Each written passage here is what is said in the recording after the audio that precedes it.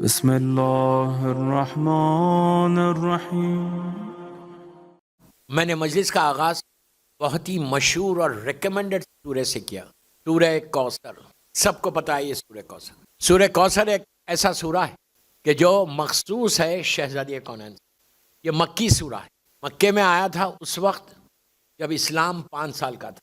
جب میری مظلوم شہزادی کی ولادت ہوئی تھی اس وقت مکے کے جو کافر اور مشرکین تھے ان لوگوں نے مسلمانوں سے یہ کہا تھا، 5 سال کا اسلام تھا بس، یہ کہا تھا کہ تمہارے رسول کی نسل ابتر ہوگی، ختم ہوگی، نسل ختم ہو گئی، اب ان کے بعد کیا ہوگا؟ مسلسل تانے دے رہے تھے۔ جب یہ بات سرکار تک پہنچی تو اللہ کے رسول کو ہرٹ ہوا، تکلیف ہوئی۔ اللہ یہ کیسے برداشت کرتا کہ اس کے حبیب کو تکلیف ہو؟ میں کیا بول رہا ہوں؟ تو اللہ نے پورا سورہ بھیج دیا کہ میرے حبیب ہم نے آپ کو کوثر دیا ہے، آپ شکر ادا کریں، جانور کو نہر کریں، اور ابتر آپ نہیں، یہ ابتر ہوئے۔ میں نام نہیں لینا چاہتا، میری مجبوری ہے۔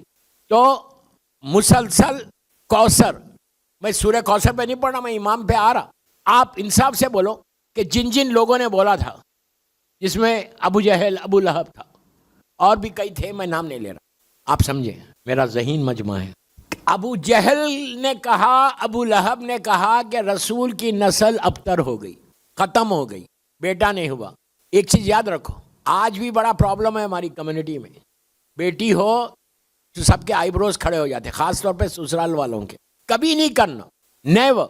بیٹی ہو یا بیٹا ہو، شکر ادا کرنا صحت کے ساتھ ہو گئی۔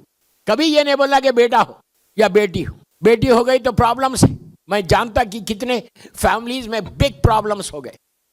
کیا ان کو 2 بیٹیاں ہو گئی، 3 بیٹیاں ہو گئی، بیٹا نہیں ہوا، تو وہ لڑکی کیا کرے گی یار؟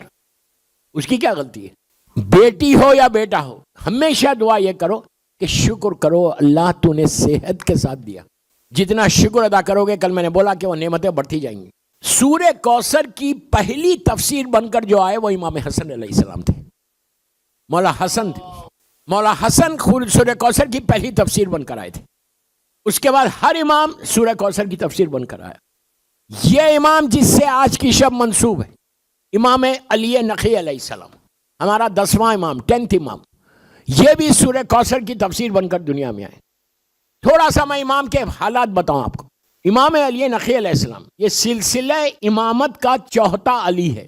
معصومین کے جو 14 معصومین کے جو نام، 12 اماموں کے جو نام ہے نا، اس میں 4 مرتبہ امام علی کا نام لیا گیا، رکھا گیا۔ 3 مرتبہ محمد ہے، 2 مرتبہ حسن کو نام رکھا گیا، ایک حسین، جعفر اور موسیٰ، یہ 3 نام ریپیٹ نہیں ہوئے۔ تو یہ 4تھا علی دنیا میں آیا، امام علی نقی علیہ السلام۔ آپ کے والد ہمارے 9 امام ہیں، جو سب سے ینگسٹ امام تھے۔ اماموں میں سب سے ینگسٹ جو ہے ہمارے 9 امام ہیں۔ 24، میں نے بہت آسانی سے بولا یہ جملہ، 24 یا 25 سال میں ظالموں نے شہید کر دیا تھا۔ اور آپ کی والدہ کا نام سمانہ خاتون ہے، بڑی پاک امام کی ماں ہے، بڑی پاک اور پاکیزہ بی بی۔ بڑا احسان اس بی بی کا اس وقت، اس دور میں شیعت کے اوپر بڑا کام کیا اس بی بی نے۔ اور آپ کی ولادت 2 رجب، بعض روایتوں میں 3 رجب ہے، اور شہادت بعض کتابوں میں 3 رجب ہے، بعض میں 5 رجب ہے، جیسا بھی ہے، وہ اس میں بحث میں نہیں جا رہا۔ ولادت مدینہ منورہ میں ہوئی اور آپ کی شہادت سامرے میں ہوئی، اور 42 ایئرس لگ بھگ آپ زندہ رہے۔ 212 ہجری سے ولادت ہے، 212 ہجری، اور 254 ہجری آپ کی شہادت ہے۔ اس امام کا پیریڈ ظالمین، بنی عباس کے جو ظالمین تھے، سارے کے سارے ظالمین، لیکن یہ پیک تھا وہ ظالمین کا، جس میں متوکل جیسا ظالم، متوکل کا زمانہ، معتصم کا زمانہ، یہ پیریڈ سے امام نے وقت گزارا۔ متوکل وہ ظالم کہ جس نے کربلا کی زیارت کو بند کر دیا، جس نے مولا حسین کی قبر مبارک کے اوپر پانی بھیجوا دیا تھا نہر کو کاٹ کے، لیکن وہ شان ہے مولا حسین ہے کہ پانی آیا، اطراف صدقہ پھر کے چلا گیا۔ لحد کو کراس نہیں کیا. جیسے آج مولا عباس کی لحد کے پاس پانی رہتا لیکن کراس نہیں کرتا, بلکہ سرکل کرتا واپس ہو جاتا. پانی کا کام ہے کراس کرے, اس کو کوئی روکتا نہیں, کوئی نہیں روکتا, حسین روک رہے تھے. یہ طاقت ہے حسین ہے. تو متوکل نے پوری نہر کو, دجلہ کو اس طرف کر دیا تھا, اور اس نے چن چن کے امام کے چاہنے والے. جب تک آپ کو ہسٹری معلوم نہیں ہوئیں گی نا, آپ کو مزہ نہیں آئے گا. آلویز میں اپنے یوتھ کو بولتا, trust your Allah, trust your امام, ٹرسٹ یور امام. تم یقین کرو گے, تم امام پہ ٹرسٹ کرنے لگو گے, یقین کو پیدا کرو گے نا, تم آسمانوں تک پہنچ جاؤ گے. یقین سب سے امپورٹنٹ چیز ہے. رات بھر میں عبادت کروں اور یقین ہی نہ ہو, اس سے بہتر رات بھر سو جاؤ, 2 سجدے یقین کے کرو. کیا بولا میں؟ یقین پیدا کیسا ہوتا ہے پتہ ہے آپ کو؟ نماز شب سے. کتنے خاموش ہو گئے؟ میں اپنے لیے بول رہا ہوں. شب نماز تمہارے یقین کو معراج تک لے کے جائے گی. 3 رکعت پڑھو, 3 جسٹ 3 رکعت. میں یوتھ کو بول رہا. اتنے صبح سے میسیجز, آپ دبئی میں تو یہ دعا بتاؤ, یہ کرو, یہ کرو, یہ کرو. رزق کے پرابلم چل رہے, سٹریس چل رہا. یقین اگر آ جائے نا, نماز شب تمہارے ہر پرابلم کا سولوشن نماز شب ہے. خاموش مت سنو, خاموش مت سنو. شب نماز کین چینج یور لائف. شب نماز کین چینج یور ڈیسٹینی. یہ یاد رکھو, تمہاری تقدیر کو بدل دے گی شب نماز. 3 رکعت, جسٹ 3 رکعت بول رہا, زیادہ بھی نہیں بول رہا. 11 نہیں پڑھتے مت پڑھو, یہ نہیں بول رہا مت پڑھو پلیز. نہیں پڑھ سکتے, تھکے ہوئے, تو 3 رکعت پڑھ لو. پڑھو تو 2 رکعت شفا پڑھو, 1 رکعت وتر پڑھو. اس کے بعد تم مجھے دعا دو گے. تم 8 دن تک 9 دن تک پڑھو, اس کے بعد دیکھو کہ تمہارا رزق چلتا. آپ کو ایک چیز بتا دیتا, شب نماز پڑھنے والا رزق کے آگے چلتا, رزق پیچھے چلتا. شیعہ کی پہچان نماز شب ہے. مولا حسین کی آخری وصیت شب نماز ہے. اب میں کیا بولوں اس سے زیادہ؟ گلف میں رہنے والا اتنا بڑا یوتھ مجھے سن رہا, امام بارگاہ علی رضا میں. تمہاری جاب کبھی نہیں جائیں گی, ممبر سے بول رہا علی رضا کے. کبھی رزق بند نہیں ہوتا. شب نماز پڑھنے والا ایسا نہیں رہتا, plus plus plus plus plus plus plus ہوتا رہتا.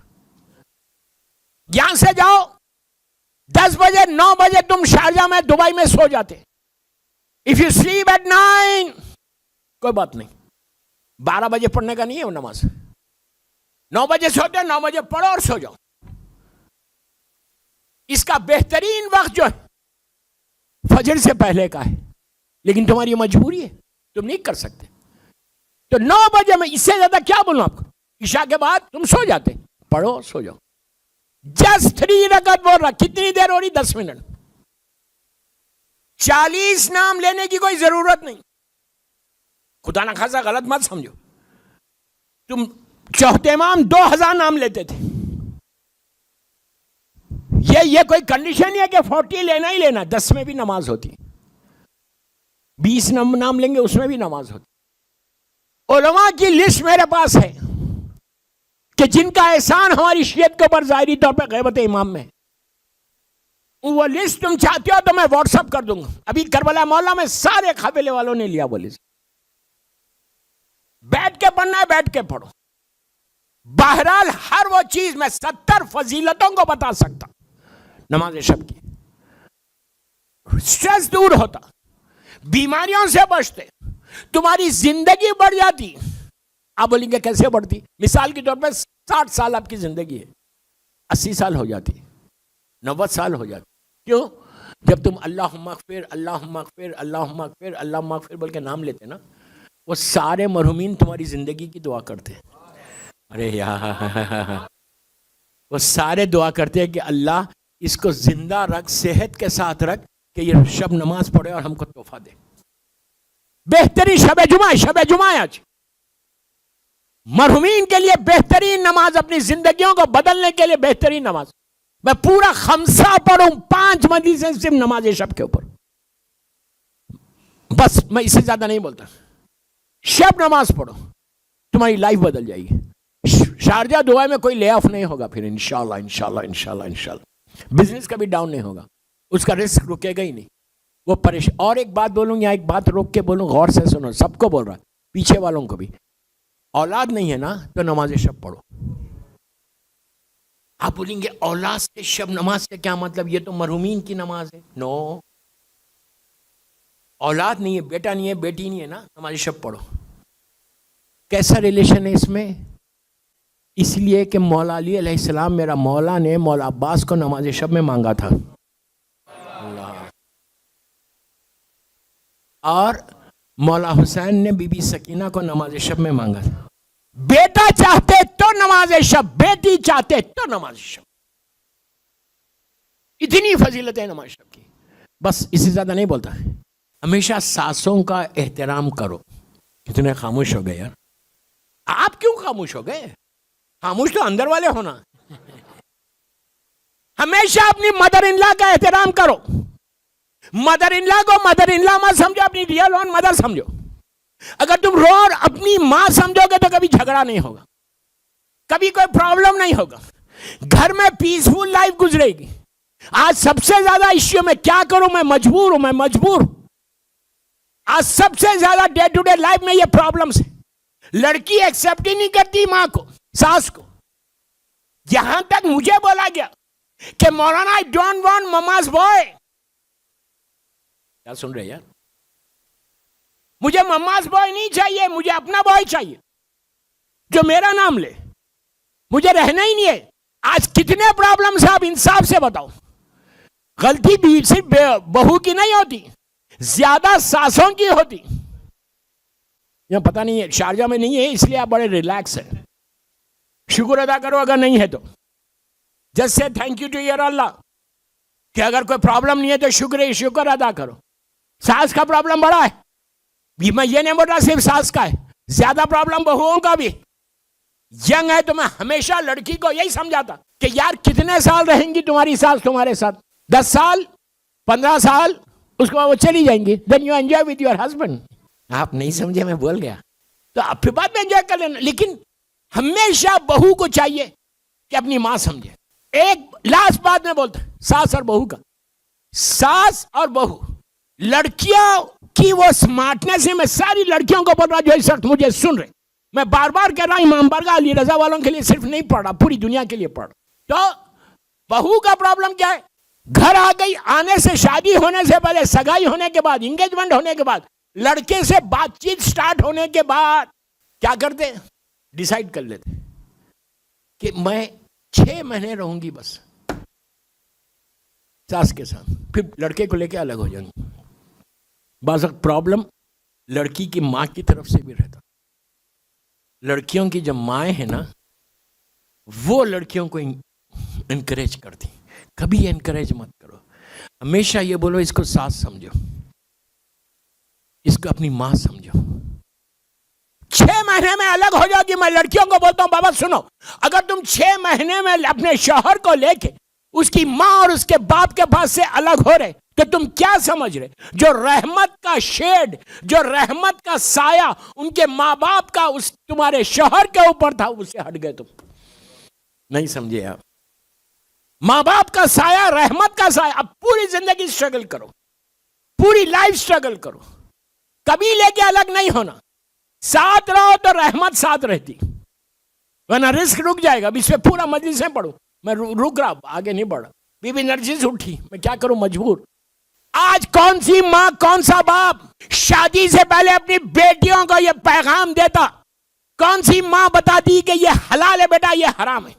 اگر پورے معاشرے کے, سوسائٹی کے, سماج کے, اگر آپ ڈے ٹو ڈے ایشوز کو دور کرنا چاہتے ہیں, آپ شارجہ میں ماشاءاللہ بیٹھے ہوئے ہمیشہ رہے, دبئی میں ہمیشہ رہے, دنیا میں جا کے دیکھو ہمارا معاشرہ کیا ہو گیا, ہمارا سماج کیا ہو گیا, ہماری سوسائٹی کیا ہو گئی, کتنے حرام ہو رہے. کس کو معلوم ہے یہ سارے ایشوز دور ہوتے جس لڑکی کو دین پہنچا کے, دین بتا کے ماں رخصت کرے گی, وہ سسرال میں بہت اچھی, وہ خوف خدا رہے گا. جس کے بعد دین ہی نہیں ہے, ڈر ہی نہیں ہے, تو وہ پورے وہ 3 مہینے میں طلاق ہے، 2 مہینے میں طلاق، ڈیورس ہو رہا. آپ کیا سمجھ رہے؟ میں پوری دنیا دیکھتا ہوں، ڈر خوف کھاتا ہوں. 1 مہینے میں، 2 مہینے میں، 3 مہینے میں، 6 مہینے میں ڈیورس ہو گیا. لڑکی گھر پہ آ گئی. کیا ہے یہ؟ 11ویں امام 10ویں امام کی زندگی کا امپورٹنٹ ترین پیغام تھا کہ اپنے بچیوں کو دین بتاؤ. جب تک ان کو حلال اور حرام نہیں بتاؤ گے اس وقت تک لڑکی کو رخصت نہیں کرو. آپ انصاف سے بولو، کیا یہ رائج ہے ہمارے سماج میں؟ یہ رائج ہے؟ کہاں رائج ہے بھائی؟ کون بیٹھ کے بٹھاتا ہے شادی سے پہلے؟ افسوس، سیڈ. تم لوگ بی بی کی کنیزوں عورتوں کو بول رہا کہ سٹ ود یور کڈس. تربیت اولاد کا یہ امپورٹنٹ. میرا آج تربیت اولاد میری ٹاپک نہیں تھی، 10ویں امام کے اوپر پڑھ رہا تھا. میں تربیت اولاد پہ پڑھوں گا جمعرات کو. How to raise your kids. اپنے بچوں کو ریز کیسے کرو؟ تم دبئی شارجہ میں رہتے ہو، اللہ نے تمہارا رزق دیا ہے، بہترین فیسلٹیز ہے. اگر تمہارا بچہ دیندار نہیں نکلے، تمہاری لڑکی دیندار، کتنے آپ کے دبئی کے ڈیورسز نہیں ہیں، شارجہ کے ڈیورسز نہیں ہیں؟ آپ نہیں جانتے، میں جانتا. اچھی فیملیز میں بولنا تو نہیں ہے، لیکن یہ تکلیف نہیں ہے. یہ تکلیف اسی لیے ہے کہ ہم نے ان کو دین نہیں بتایا. ہم نے ان کو نہیں بتایا کہ حق کیا ہے اور باطل کیا ہے. یہ مت سمجھو کہ اگر تم صحیح ہو تو تمہاری اولاد بھی صحیح ہوں گی. یہ مت سمجھو کہ تم دیندار ہو، ماں کو بول رہا، تم یہ مت سمجھو کہ تم دیندار ہو تو تمہاری بیٹی بھی دیندار نکلے گی. نو. جب نبی نوح کا بیٹا گمراہ ہو سکتا تو تم کیا ہو؟ سب سے پہلے عورت کو خود حجاب کرے، خود نماز پڑھے، خود واجبات پہ عمل کرے تو اولاد بھی کرے، چانسز برائٹ ہو جاتے. بی بی نرجس خاتون کے اس واقعے نے پورا ایک کمپلیٹ میسج دیا. 10ویں امام کا یہ امپورٹنٹ ترین پیغام تھا، امپورٹنٹ ترین میسج تھا ہائر اوکلٹیشن کے لیے کہ یہ زمانہ آنے والا ہے، اس زمانے میں میری کنیزوں کے گھر کیسے رہنا چاہیے. ایک سال بعد